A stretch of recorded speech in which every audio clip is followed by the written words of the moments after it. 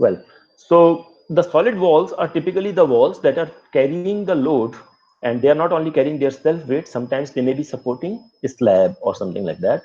And then that weight may add to their self weight, and the wall should be able to resist all that load. Okay? When the walls are a part of a house, which includes the compartments of the house, rooms of the house, then more often than not, you have a straight wall and a perpendicular wall comes and meet that wall. Okay. In such conditions, you usually don't require such kind of pilasters, these kind of pilasters. Yeah. Pilasters are nothing but slightly thicker wall at regular intervals. So you increase the thickness of the wall at regular intervals, and those increased thickness part are known as pilasters or piers. But if you use a wall for a boundary as a boundary wall or something like that, then it becomes important to improve the stability of the wall. So there are two ways you can increase the overall thickness of the wall, but that may be too expensive. So alternatively, what you can do is you can increase the thickness of the wall intermittently. So let's say your regular wall is only 1 brick thick, but every few feet, maybe every 2 meters, 3 meters, what you can do is you can increase the thickness of the wall to be 2 feet thick, or 2 brick thick. I'm sorry. Instead of 1 brick, you can make it 2 brick or maybe 1.5 brick thick, and that will add to the stability of the wall. Okay. There are some variations of these walls. There can be a cavity wall wherein you may have two solid walls. Both of them are load-bearing walls, and in between you may have a cavity, a gap. Okay, and the two walls will be connected together with some kind of a shear mechanism. It could be some kind of a shear connector in between, and that gap will be filled with, in addition to the connectors will be at intermittent at some intervals, and that gap may be filled with some kind of a functional material. So you may have a material that improves the sound quality of the wall of the compartment. So it will be some kind of a noise insulation material. It may be a heat insulation material, and so on. So depending on what your requirements are, you can fill it with some kind of a foam or some kind of a wool or cotton. Various kinds of industrial products are available. So this is an example of a cavity wall. Then you may have a faced wall. A faced wall has, let's say you want to make your primary wall with some kind of a concrete blocks. Okay, but since concrete blocks don't really look very nice, so you want to have one side of it as clay bricks, because clay bricks may look nicer than concrete blocks, for example. So in that case, you may have some kind of an arrangement wherein one side is made of bricks, clay bricks, the one side on the other side is made of concrete blocks, and this may be the internal side which is inside the compartment, and this may be the external side. Okay, so both of them are load bearing walls, but basically this is a single wall, and the entire thing is carrying weight, is resisting the weight. Okay, and they are interlocked, so you have some portions of the concrete block going into clay side, and some of the clay bricks are getting into the concrete block side. Then you have another variety of wall which is known as veneered wall. Veneered wall serves the same purpose as the faced wall. The fundamental difference between veneered wall and a faced wall is, in veneered wall also you have a wall made of concrete blocks, and then you have a veneer made out of clay. Okay, you understand veneer, right? Something that is put on the surface, on the face, to make it look beautiful. Okay, so and then you have some kind of a shear connectors. You can see a couple of rods here. These are used as shear connectors to connect the two walls, and also you may have some kind of a filler material. The fundamental difference here is between this and maybe cavity wall is that in this case, in veneered wall, the veneer does not participate in load carrying, in bearing the load. So the wall is erected simply by putting the concrete walls, these concrete blocks. They will be carrying the load already, the self weight or whatever, and then these things are simply connected to the concrete block later on. Okay, so veneer is only on the surface, so it does not serve any structural purpose. Okay, so now moving forward with this, the three of these, the cavity wall, the faced wall, and the veneered wall, these are more specialized walls, and we will not talk about designing them, but we will focus on designing solid walls or solid walls with piers. Yeah, so we will focus on what is the design practices, especially prevalent in India, on how to design solid clay brick walls. Okay, so the information that I'm going to share now with you is not more on the material side, but it is more on the design procedures side. Okay, so you have to pay really close attention. If you have any doubts, you can ask me. Many of these concepts you have not been taught yet. You are still in your first year of BTech. Many of these concepts as slenderness, eccentricity may not have been taught. I will describe them in as little detail as possible, because if I give too much detail at this time, it may overwhelm you. So I will try to give them in as little detail as possible, whatever is relevant for you. The idea is to quickly move forward and give you a glimpse of how a typical masonry wall is designed, because masonry walls are, I think, the simplest component in a typical structure. Yeah, so I cannot teach you concrete design as of now. I cannot teach you steel design as of now. But I think masonry wall, because it is more empirical also, you can quickly pick it up. Okay. So the approach goes this way. Basically, what you have to figure out is, you have a, let's say you have a wall. You have to see what material the bricks are. So you know that bricks can be classified in different classes. Can somebody give me an example of what kind of classes are available for bricks? How are bricks classified?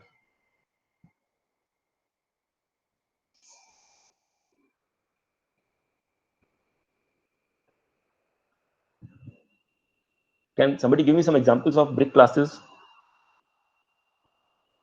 What classes of bricks are allowed in are available as per Indian code? Yes. So what are the values? Some values. 3.5 to 335. Very good.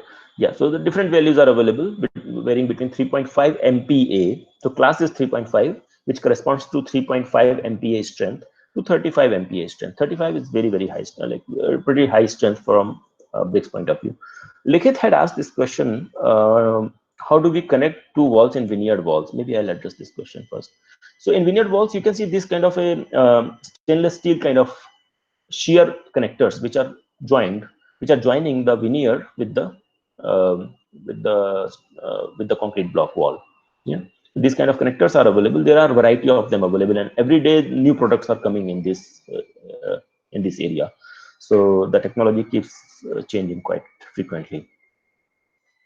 All right. So very good. So you can find out what class your brick belongs. Yeah, because of the test that you might have done. Similarly, when you prepare the mortar, you know what grade the mortar belongs, right? We had discussed that mortar belong to three primary grades: H, M, and low, high, medium, and low. And H also had two varieties: H1, H2, and medium had one, medium 2, medium 3, and L had L1 and L2. You remember from the previous class we had discussed this thing? Yeah. So we had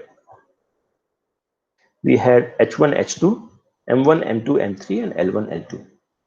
Right. So adding all of them together, you had 7 classes. Okay.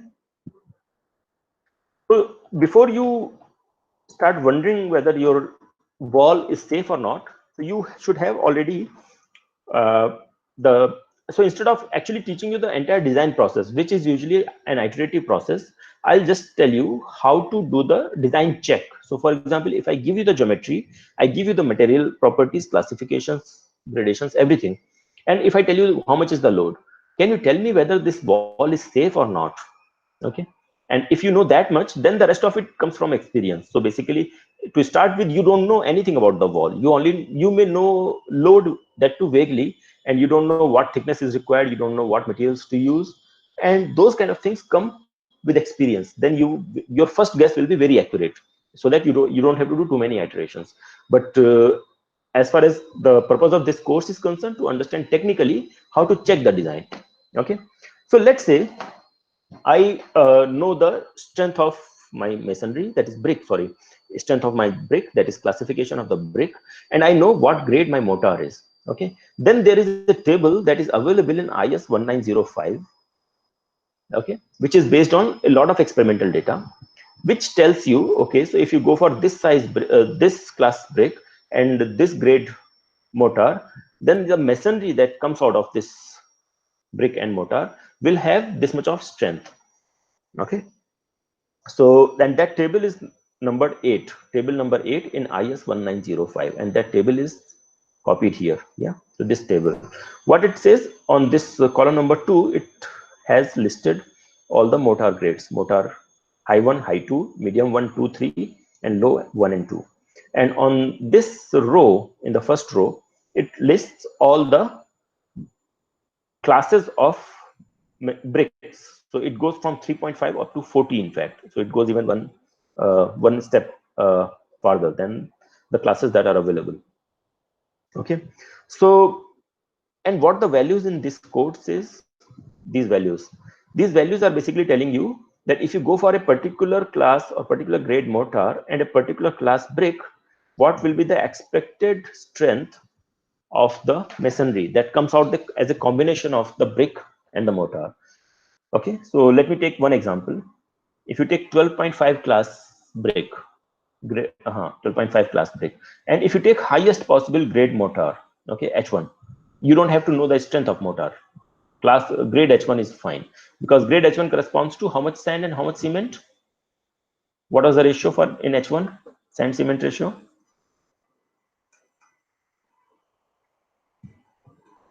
Yeah, 1:3. Very good. So that was the highest strength mortar available, and so 1:3. So as long as you make it with the 1:3 ratio, that is by loose volume, so you go with 1 times cement and 3 times mortar, you are likely to get H1 grade um, mortar, and you had this 12.5 class brick, so you will get an approximately 1.16 MPa strength masonry.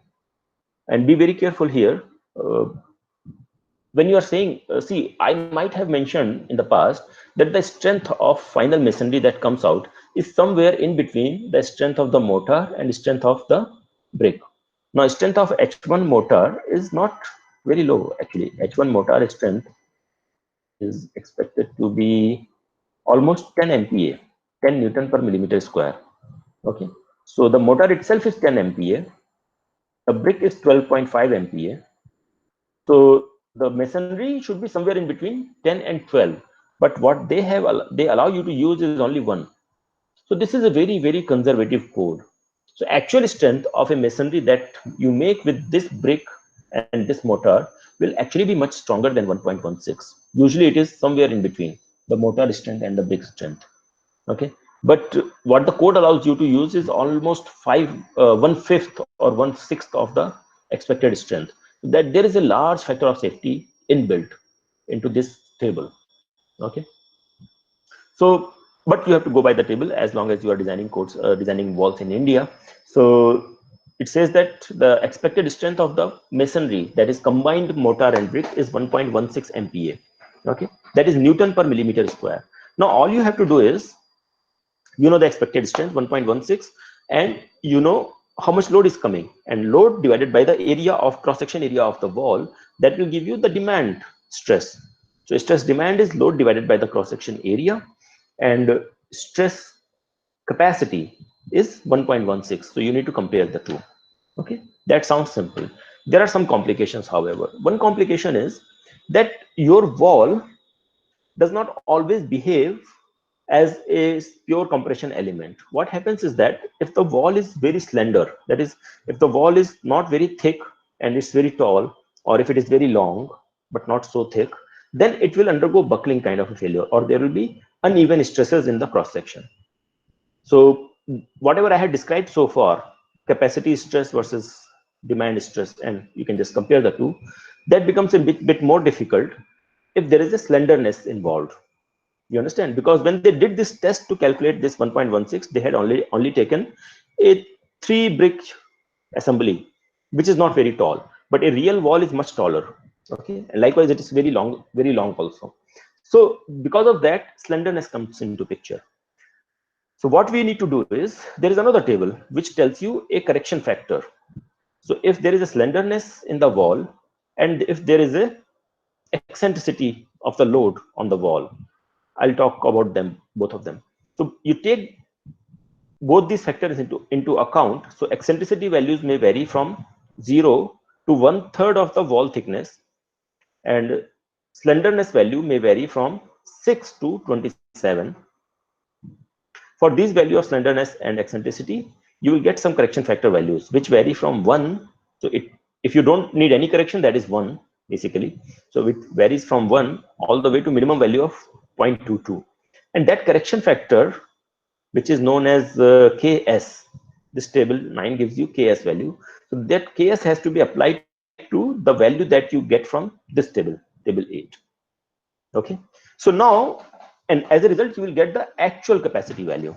So your demand is still the same. Demand was load divided by the cross-section area, but actual capacity is FAC, which is FB after you multiply with a correction factor. Okay. Now, what I didn't explain so far is slenderness and eccentricity. So I'll quickly get into that for a minute.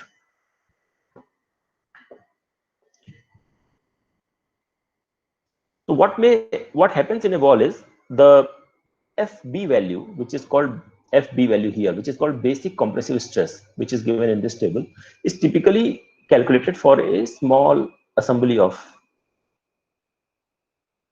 bricks. Yeah. So this one failed at FB.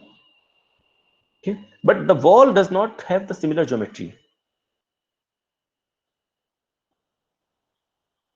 A real wall does not have a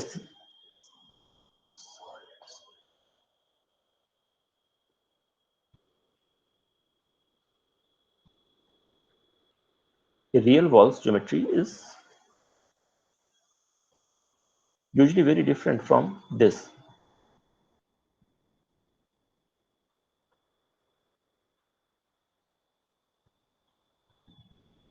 Yeah.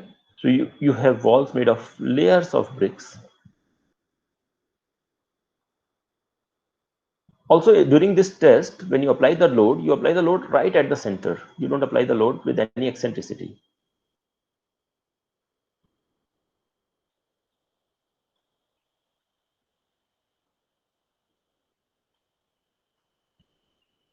So the load on both sides was acting right at the center. That is, it's not only acting at one point, it is acting everywhere, but the centroid of that load is at the center. Okay. However, in this case, what may happen, two things may happen. One is that there is an eccentricity, sorry, there is a slenderness effect. That is, the geometry of this prism is different from the geometry of this wall. That is obvious, right? Because this thickness sometimes maybe only one wall thick, only one brick thick, but the length is much more. Okay. Similarly, the height is much more. So this, let's say this is H, this is T, and this is L. T is the thickness, H is the height, L is the length. So this H divided by T for the wall is different from the H divided by T of this prism. Okay. Similarly, L divided by T here is different from L divided by T here. So what FB we got here may not be applicable for this wall. Okay. Also, another issue could be here since we do this experiment, the experiment of on the prism is done in the lab, where we make sure that the load is acting right at the center. Okay? It is perfectly aligned. However, in field, sometimes what may happen is that instead of load acting, this is the center line of this thickness. Instead of load acting at this line, sometimes the load may be slightly offset and load might be acting at this line. Okay. So the loads might not be acting exactly at the center line, but they might be acting at a slight offset from the center. And there can be many reasons for that. I don't want to get into those. So that eccentricity effect, E,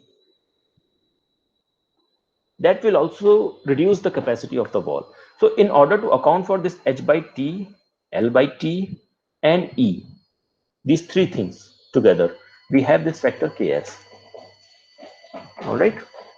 So your eccentricity is reported as a fraction of the total thickness. So if it is 0, that means there is no eccentricity. Loads are acting right at the midline, at the center line. If otherwise, you may have an eccentricity of 1/24th of the thickness, or 1/12th of the thickness, or 1/6th of the thickness, or 1/4th of the thickness, or so on and so on. If you have an eccentricity in between, then you can interpolate between the respective values. Similarly, your slenderness ratios, which I'll talk about in more detail soon, slenderness ratio, which is basically depends on H by T and L by T, can be anywhere between. If it is less than 6, that is very, very unlikely. But even if it is 6, you don't have to reduce the capacity, you can assume that there is no slenderness effect, and even there is no eccentricity effect. Okay, and it can vary between 6 to 27. And based on these two values, you calculate the correction factor. Are there any questions from this far?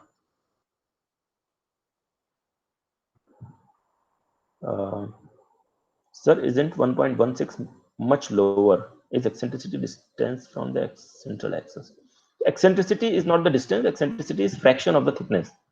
It is a measure of the distance, but it is not measured in millimeters. It is normalized against the overall thickness of the wall. 1.16 much lower. Yes, 1. I agree with you. I already told it myself, right? So are these questions still need to be answered, or you got the point? Shashank? Okay. All right. Moving forward then. Any other questions? Anybody? Please let me know. I'm waiting before I move forward.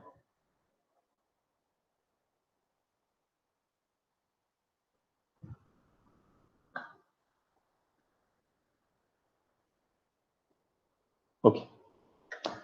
So now comes the question of how to calculate. So the first two parts, the first part is easy. The FB part is easy. All you have to know is what grade your mortar is and what class your brick is. Based on that, you can calculate the basic strength of your masonry. Now comes the question of how to use this table number 9, which is going to give me the correction factor. For that, I need to know how to calculate the slenderness effect. Yeah. And how to calculate the eccentricity. Eccentricity calculation is slightly more involved, depends on what kind of load transfer mechanism you have. So I'm not going to get into eccentricity calculations for this time. You can assume that the eccentricity value is directly given to you, even if it is required. Slenderness calculation is interesting, so I'll get into slenderness calculation a little bit. So slenderness ratio of a wall is given as, this is the expression, then that slenderness ratio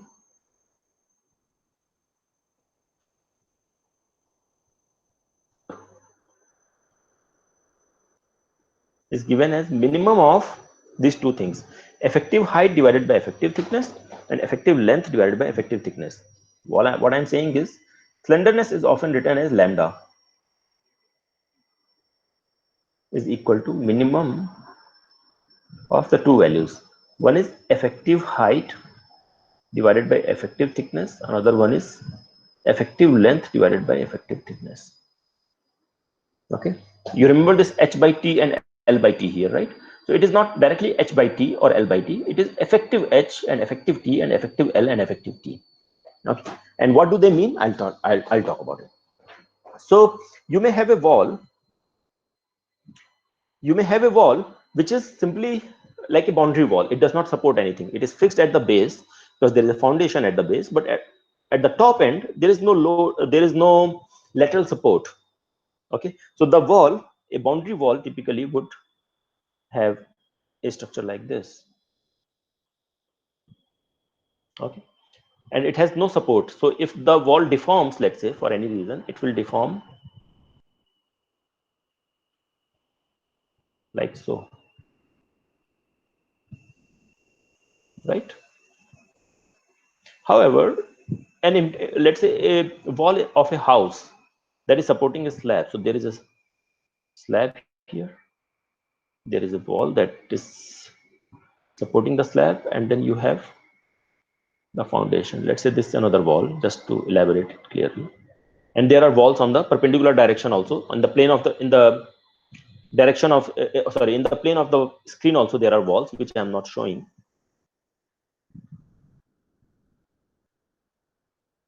So these two walls, if I'm talking about deformation shape here, so the chances are that this slab will be restraining, and then there might be walls in other directions, those will be holding the slab here. So as a result, what will happen is that if this wall wants to move, how will it move? It will typically move somewhat like this, right? So you can see the difference between the two modes. Maybe I can draw it more elaborately here. So a wall that is not restrained from the top will move this way. Yeah, this is the longitudinal direction, and this is the longitudinal direction. So instead of wall being a straight wall, it will bend this way. Whereas a wall that is supported at the top, so even if it is supporting a wall, the wall will, even if it is supporting a slab, the wall is supporting a slab. This is the slab. The slab is very likely to provide it lateral restraint. And in that case, if the wall is to buckle, or if it is to collapse, or if it is to deform, it is likely to deform this way. Okay. And there is a fundamental difference between this type of a deformation and this type of a deformation. What is that difference? Basically, you might have studied that in your mechanics. If you have studied a column buckling equation, all of you must be aware of this equation, right? Pi square EI divided by L square. Have you guys heard of this formula? P critical Euler buckling. Are you folks familiar with this formula for Euler buckling of a column? Yeah. So in this one, you must have been introduced also to a factor KL, effective length. If a column is buckling this way versus if a column is buckling this way, right? With all these possibilities, you are made familiar with, right?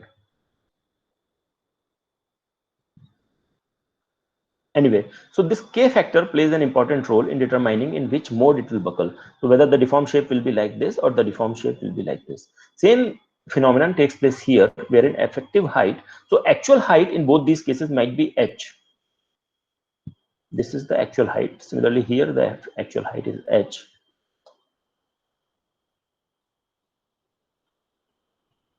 Actual height is h. But the effective height in this case, where the top is free and bottom is restrained, will be 1.5 h. And in the second case, the top is restrained as well as the bottom is restrained. So the effective height will be 0.75 h. Okay. So that's how you calculate your effective h. You have to go to again IS 1905, and the table is probably has more number of rows with more combinations, but they may not be very practically applicable. So I have not included all of them. A full restraint, here you have to use full restraint, right? Top is fully restrained, bottom is fully restrained. So full restraint basically means restraint against translation and rotation both. So when the floor or roof spans on the wall, that means when the floor or the roof is supported on the wall, so that the reaction is provided by the wall, so that the wall is carrying the entire load of the roof or the floor, then you will get full restraint there. As well as at the base, of course, there is a foundation, so you get full restraint. The free end is when the wall is not supporting any load and it is free to move laterally. Okay? So that's how you get effective height. Now also on the slenderness value, I had mentioned slenderness is equal to this one, but also there is a limit that it should not be more than 27. So if what happens if the slenderness turns out to be, if you do this calculation, HE by TE and LE by TE and take the minimum value, and if it turns out to be more than 27, then what do? Then you cannot build that wall. That is not a safe wall. Okay, so it must not be more than 27 lambda. Okay, so you have to make sure that your lambda value is less than 27. If it is turning out to be more than 27, you have to either increase TE or reduce HE or LE, whichever is required, so that your lambda stays within 27. Once you get your lambda value, which is less than 27, then you go back to this table, which goes only up to 27. It doesn't allow you to use any value more than 27. Then you go back to this table and pick the corresponding KS value. All right. I hope I'm allowing you to follow the discussion slowly. If you are having any doubts, please raise your hand. Please unmute your mic and ask the question. Okay. So I'll quickly do one example that may make things clearer to you, hopefully. So in this example, we are checking whether this wall, so the wall is given here. This wall, this is a two-story wall. Okay, that means in the first story it is supporting a floor, on the second story it is supporting a roof, which is also, both of them are made of concrete slab. Okay, so we want to design this wall. and the wall has to be of the similar material throughout. So basically we have to check that stress anywhere does not exceed the maximum allowable stress. So stress demand should not exceed the stress capacity. All right. Okay, so how do we go about? There is some information given to us. Calculate the factor of safety. When I say calculate the factor of safety, I mean check whether it is safe or not. For a 100mm thick two-storied interior cross wall. So it is a 100mm. Some information we are getting. The thickness is 100mm, and the wall is the longitudinal axis of the wall. That is, the wall is extending in the direction perpendicular to the screen. Okay, so I'm looking at the cross section of the wall. Yeah. So the thickness is 100mm. Maybe I will mark it here to make it easier to understand. So the thickness is 0.1 meter. 100mm is 0.1 meter. Okay. Two-story. Of course, there are two stories. This is foundation. Here is the foundation, and then you have one story, and then you have second story. Two-story interior cross wall carrying 100mm thick RCC slab. So the slab is 100mm thick RCC slab. Yeah, so this is 100mm thick, and the density of concrete is given for RCC is given. Okay, and the ceiling height is 3 meters. That is clear spacing between the slabs. The wall is unstiffened. That means there are no lateral supports in the wall other than these slabs. So there is no stiffening, lateral stiffening. I'll talk about that in a minute. And it supports a 2.65 meter wide slab. So the width of this slab, or the weight that is being transferred to this wall, is coming from 2.65 meter width of the slab, and that is at both levels. Okay, additional loads are there. So basically this wall has to carry the load of the slab, the load of this wall, the load of this slab, and there are some additional loads. There is a live load on the roof, which is given as 1.5 kilonewton per meter square. Terrace finish. So at the terrace above the roof, the floor finish will be required, which is usually has to have waterproofing requirements. So some kind of additional weight is there. That is 1.96 kilonewton per meter square. 1 meter square area of the roof has a weight of 1.96 kilonewton. How many kilograms would that be? That is 1.96 kilonewton means 0.196 thousand kilogram. That is 196 kilogram. So 196 kilogram, or almost 200 kilogram per square meter. Okay. Live load on floor. So here you expect slightly higher live load on than the roof. So at the roof you had 1.5 live load. At this floor you have 2 live load. Okay, and the floor finish also here will be, live load is higher in this floor, but the floor finish will not have very high waterproofing requirement. So it is only 0.2 kilonewton per meter square, which is much lower than 1.96 that was required at the terrace. Okay, and now the class of the brick is given as 10 and mortar is given as M1. Okay, so we will start with this information first. My brick is of class 10 and my mortar is class grade M1. So we will go to this table. We'll look at M1.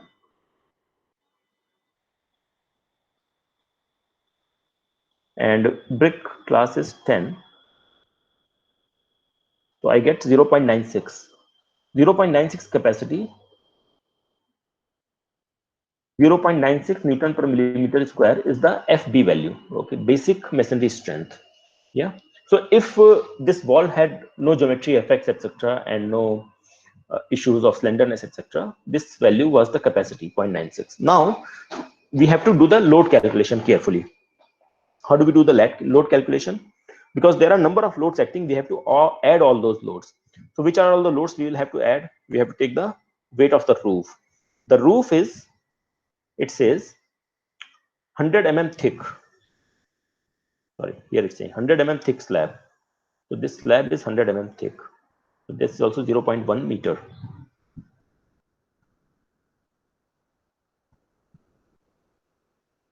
Okay, and the density is 25 kilonewton per meter cube. So what will be the weight of a meter square of slab? 0.1 multiplied, this 0.1 multiplied by 25, that is 2.5 is the 2.5 is the weight. 2.5 kilonewton is the weight of the slab, concrete slab, per meter square. Plus now you have to take into account the terrace. Okay, so terrace weight is 1.96. So 2.5 was the slab, 1.96 kilonewton per meter square is the weight of the floor finish. That is this floor finish that I had marked here. Okay.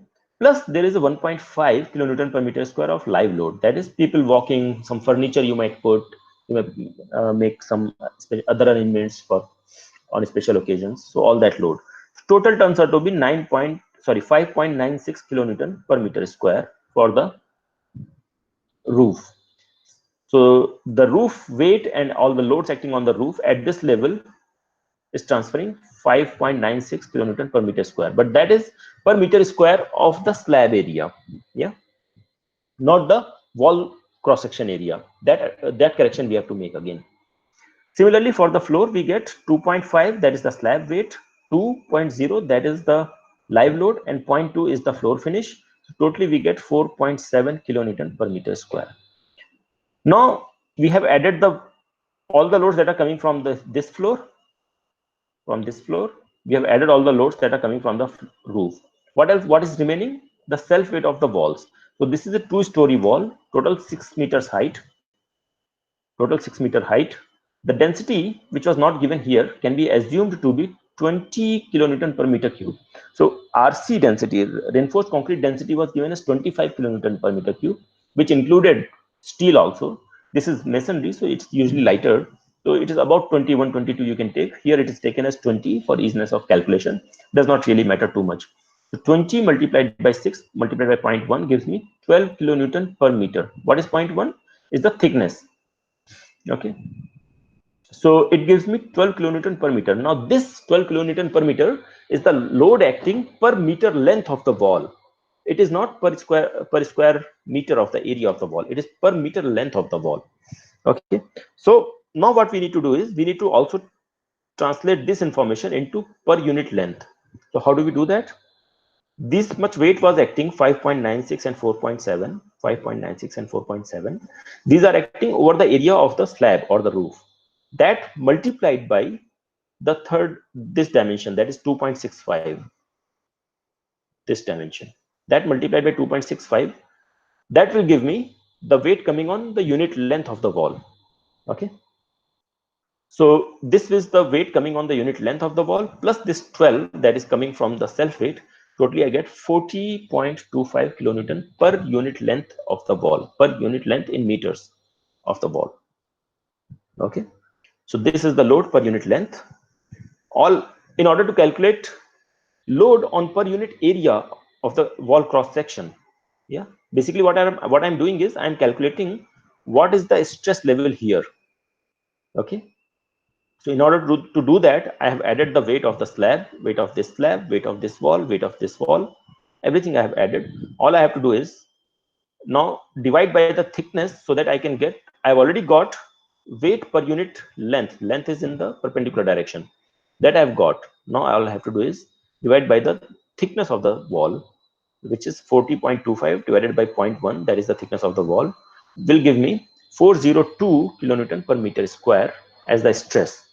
Okay, and that is the demand because it is coming from the load calculation. We took all the loads, so this much of the stress should be available, this much of capacity should be available, 0.403. That much is the demand.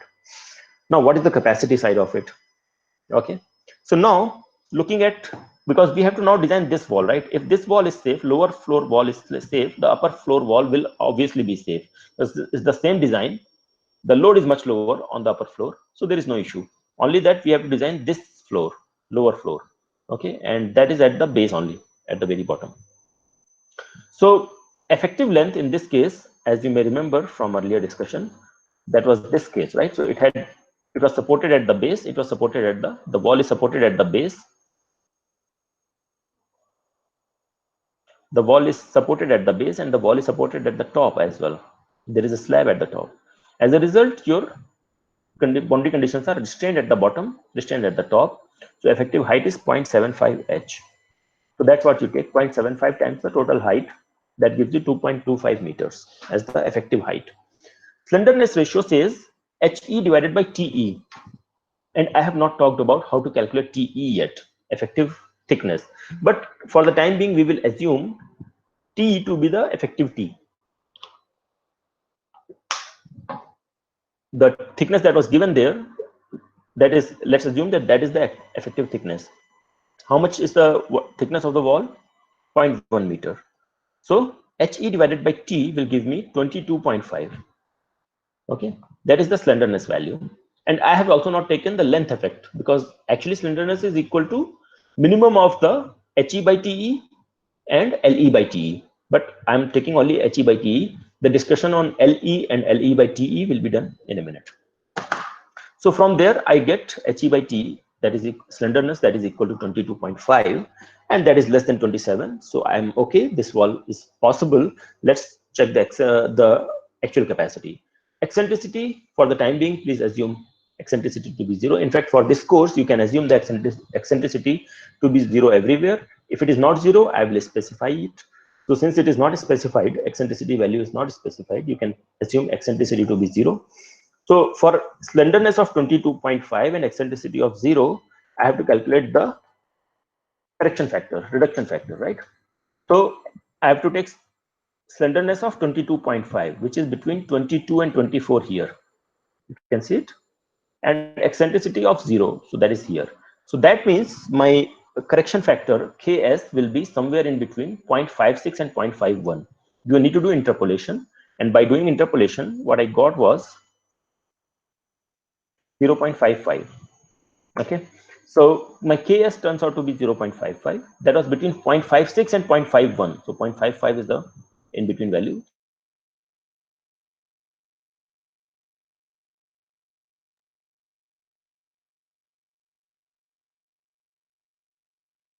This table. Also, I need FB value. FB value I had already calculated was 0.96.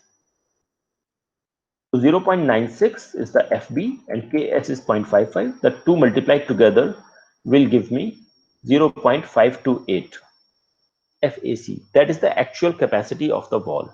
So this wall has a capacity of 0.528 Newton per millimeter square, or MPa. The demand was 0.403. So the demand is lower than the capacity. Demand is significantly lower than the capacity. So factor of safety will be supply divided by demand, or capacity. You can also call it capacity divided by demand. The capacity is 0.528 divided by 0.403. 0.528 divided by 403. And what you get is 1.31. So factor of safety is more than 1, greater than 1. So you are safe. The wall is safe. Any questions, please?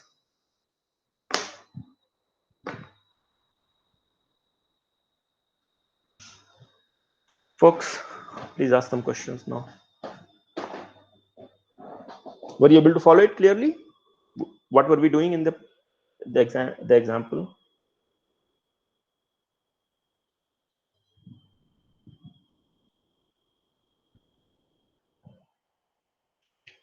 No questions, huh?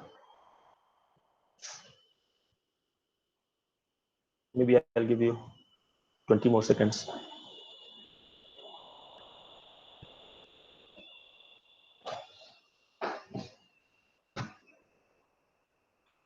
All right. So if there are no further questions, I'll move forward. Okay, so in the previous example, there are two major questions that I had avoided. Okay. One question was the issue of effective thickness, right? So these things, both issue of effective thickness. The other one was effective length, LE and TE.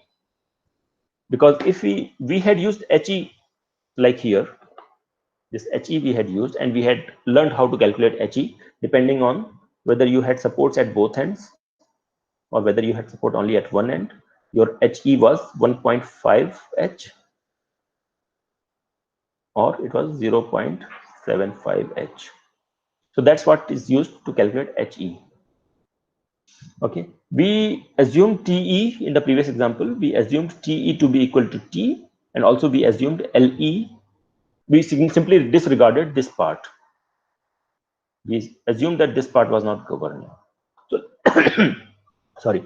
So let's take a look into these two things, LE and TE. What is the meaning and how to calculate those? Okay, so as I had mentioned, often walls are made in combination with pilasters. So I'm looking at the wall from the top. So I've cut the cross section of the wall, and I'm looking the plan view of the wall. Okay, so this is the plan view of the wall.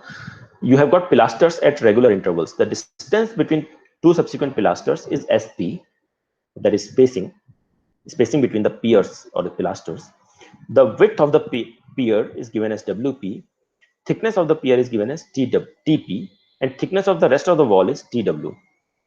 So of course TP is greater than TW. And in IS 1905, there is an equation, there is a table available which gives you values of effective thickness or correction coefficients for effective thickness. So what it says is that effective thickness, because of the presence of piers and pilasters. So basically what happens when the piers and pilasters are available, they increase the effective thickness of the wall. Okay, and that may provide more stability.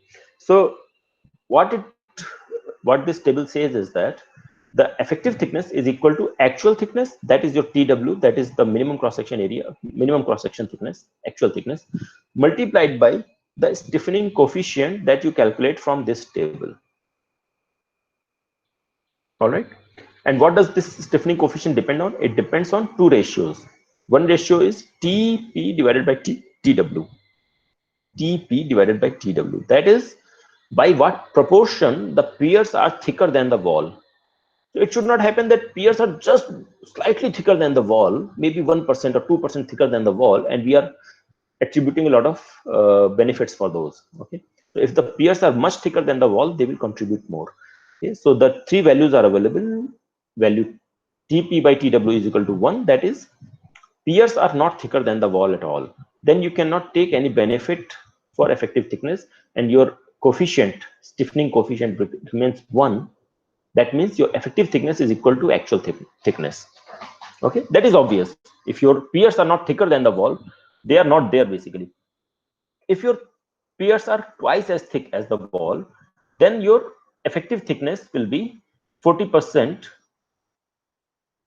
It may vary between 100% to 140% of the actual thickness. What it depends on? It depends on how closely spaced these piers are. So if the piers are far away from each other, so that is if SP divided by WP, SP divided by WP value is very large, that means piers are far apart. In that case, they will not contribute very much to increasing the thickness of the wall, effective thickness of the wall. So basically, you need to take the look at the values of TP by TW from here, and also look at the value of SP by WP from here, and then interpolate in between. So that's how you calculate the effective thickness. Then comes the question of effective length. So if I have a wall which is continuous, a single wall that is continuous.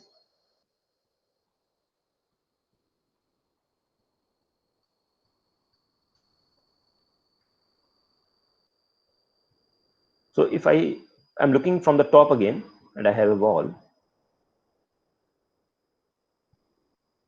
typically wall is hatched or brickwork is hatched with these two line hatching.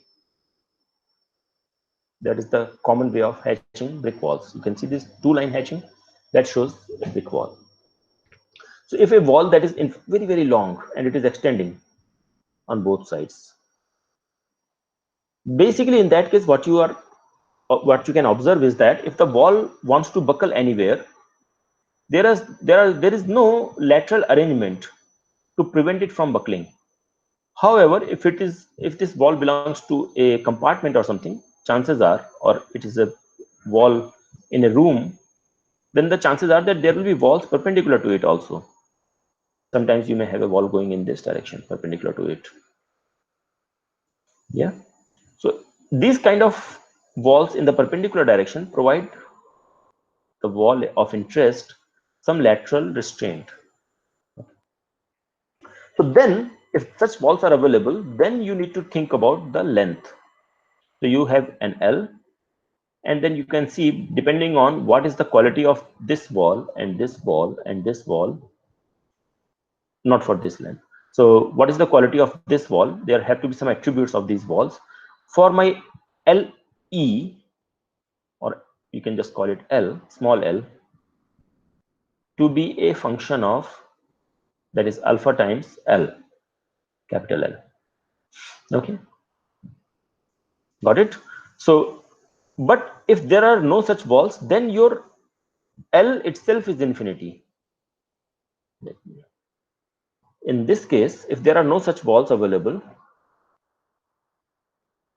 it is extending infinitely on both sides without any such walls, then your L itself is infinity, all right, because there is no support, lateral supports available. And your, of course, the small L will also be infinity. That is effective length. In this case, however, your L is given by this distance between the lateral supports, and your effective length will be a factor multiplied by the L, actual L, and that factor we will see how to calculate. Okay, so I'm showing you, there are actually more cases possible, but I'm showing you only 3 cases because that might be of primary interest. The first case is, by the way, in this slide, you ignore the x value and whatever the limits are set for x, completely ignore the x value. That is for the opening, that is spacing from the opening. If we get into openings and all, it will become very complex and unnecessarily it will consume too much time.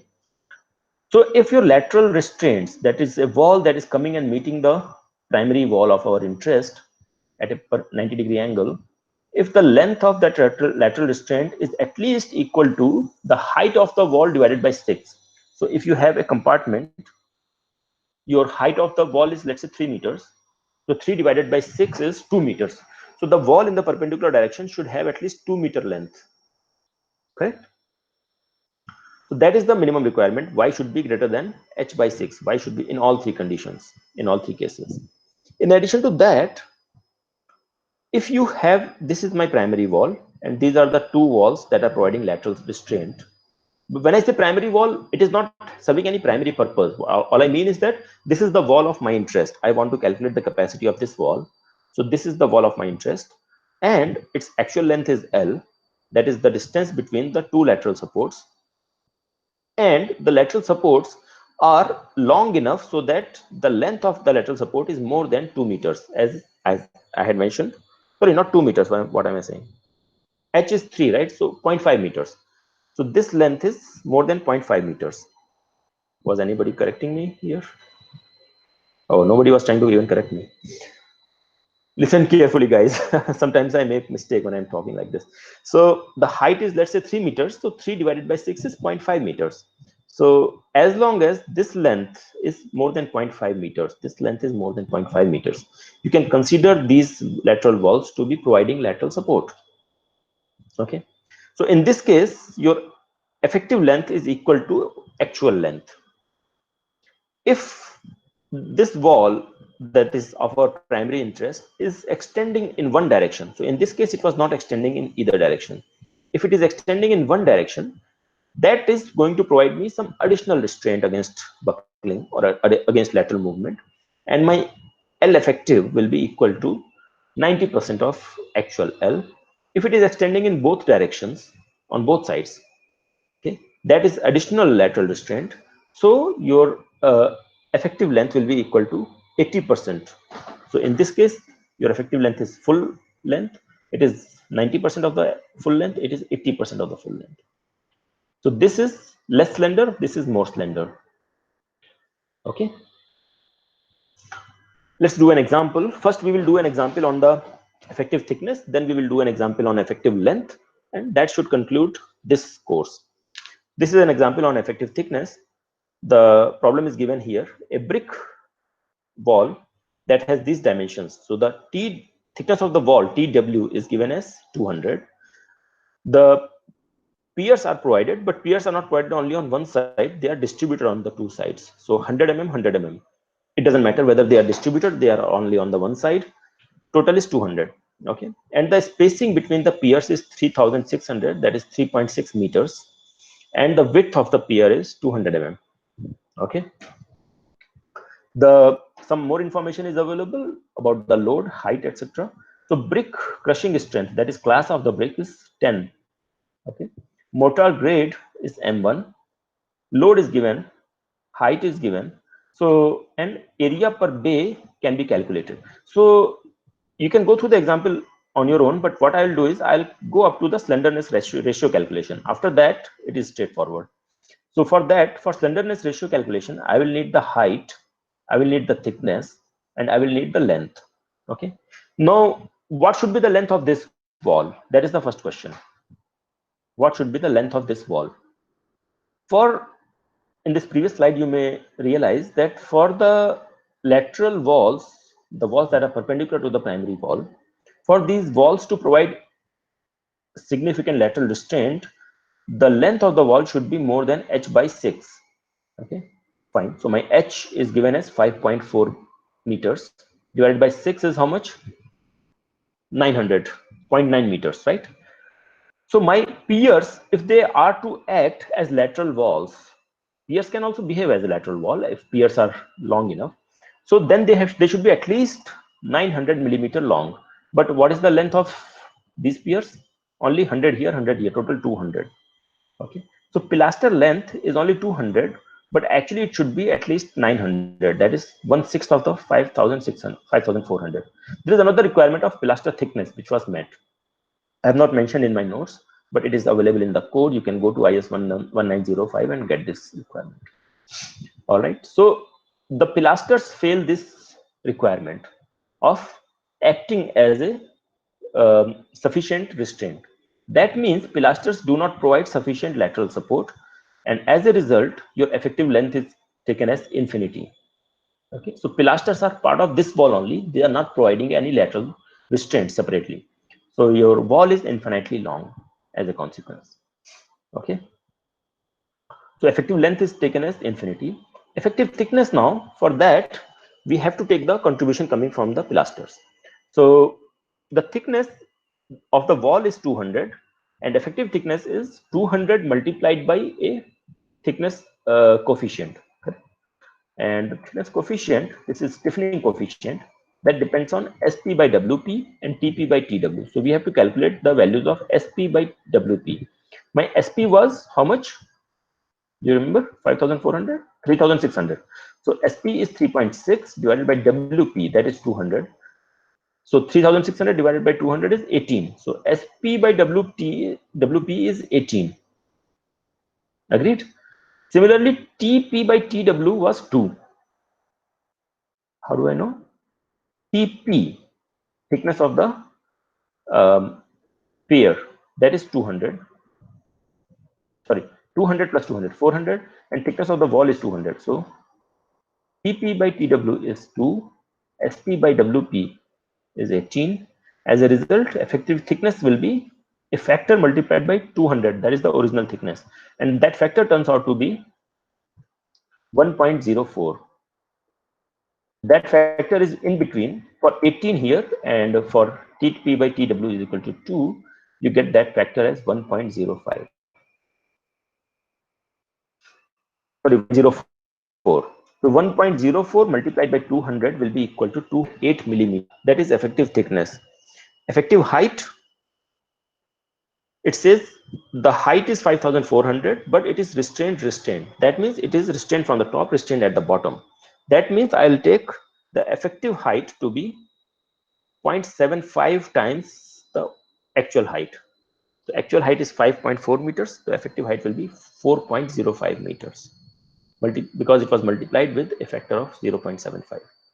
So the slenderness ratio will be minimum of infinity, that is coming from the effective length part, and 4050 by 208, that is equal to 19.5.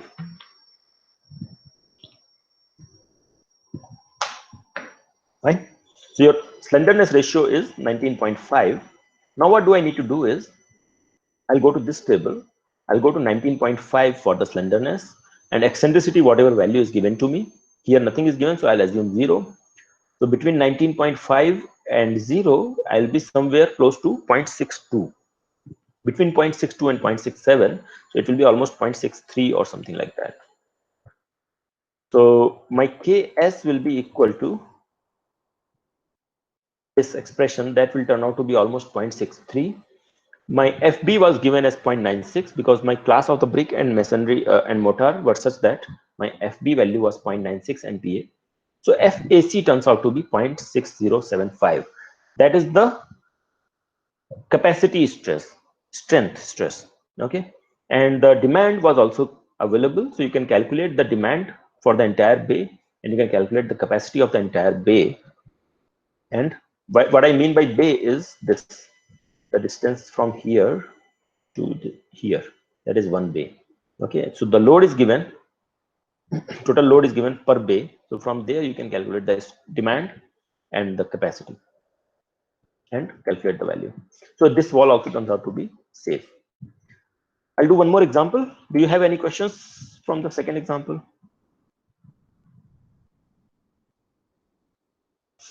No questions at all?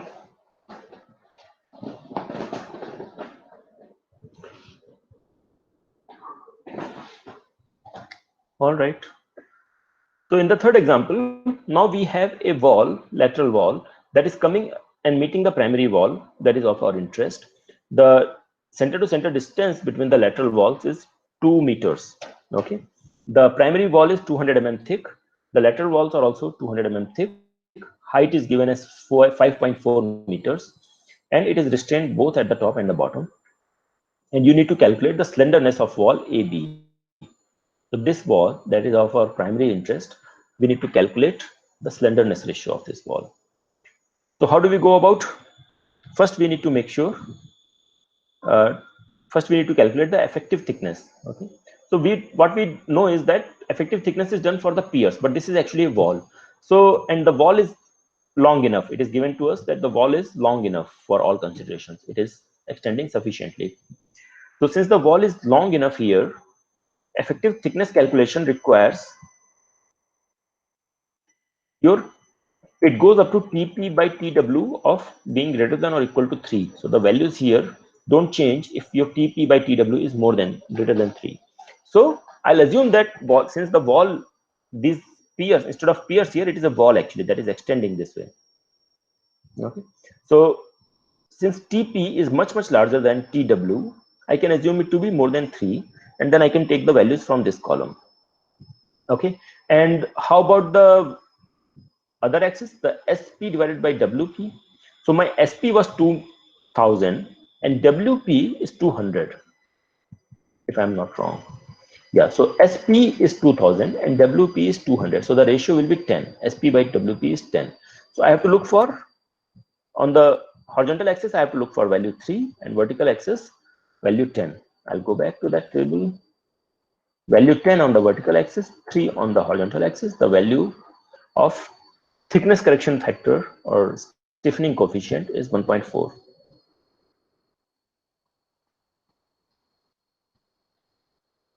Okay.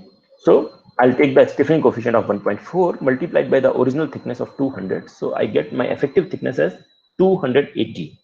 Just by presence of these walls, the effective thickness of this wall has changed to 280 millimeter from 200 millimeter.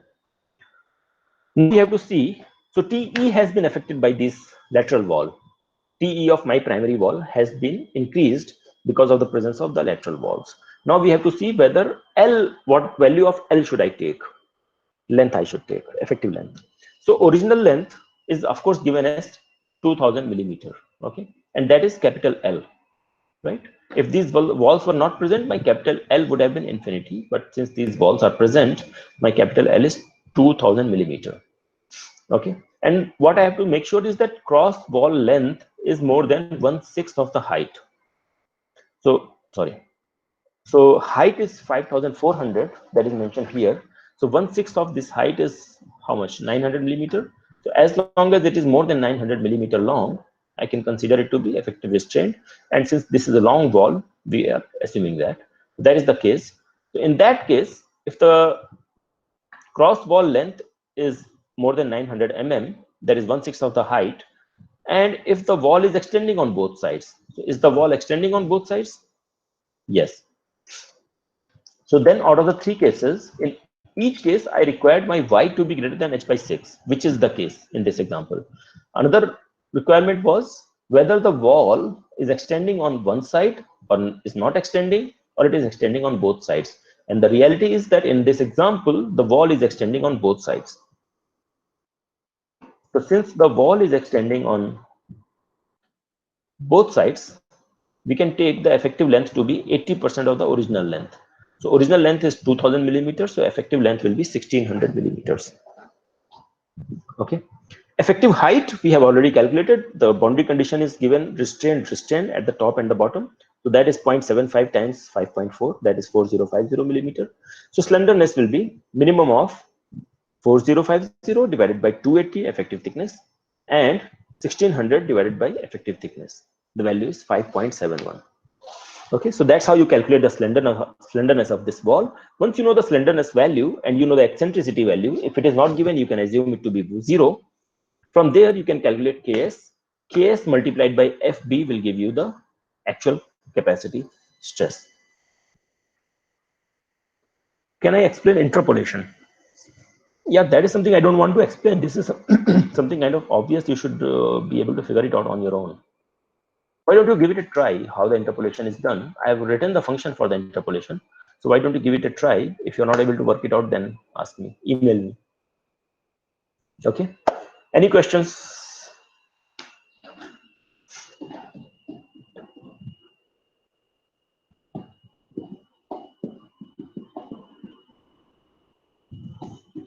Anybody, any questions? So basically, this is the end of masonry part. I have explained, almost covered anything that anybody would want to cover for a BTech curriculum. I have already informed Dr. Rajgopal. Has he contacted you folks yet? He has sent you any emails or anything? Because tomorrow you are supposed to have a class with him, right? Okay. So if he has not done that yet, I recommend at least be online, be available tomorrow at the regular times. He may just send whatever invitation he needs to send just before the class. I don't know. But I have informed him, so he should get in touch with you. Okay. And the exams will anyway will be done when you guys come back to the campus, I suppose. So till that time, there won't be. So don't forget, that's the idea. So keep going through I'm sharing the lecture notes and I'm sharing the video and everything. So all the information is at your disposal. Please keep revising once in a while so that you don't forget whatever we are teaching now. You should be able to do well in the exam. Okay. Any questions, anybody? No? All right. In that case, I'll call it a day. I'll stop this meeting. Thank you very much for your time, and I like your class very much. I look forward to teaching you more courses in future. Probably I'll teach you this analysis next year, structural analysis. All right. Best of luck, you guys. Bye.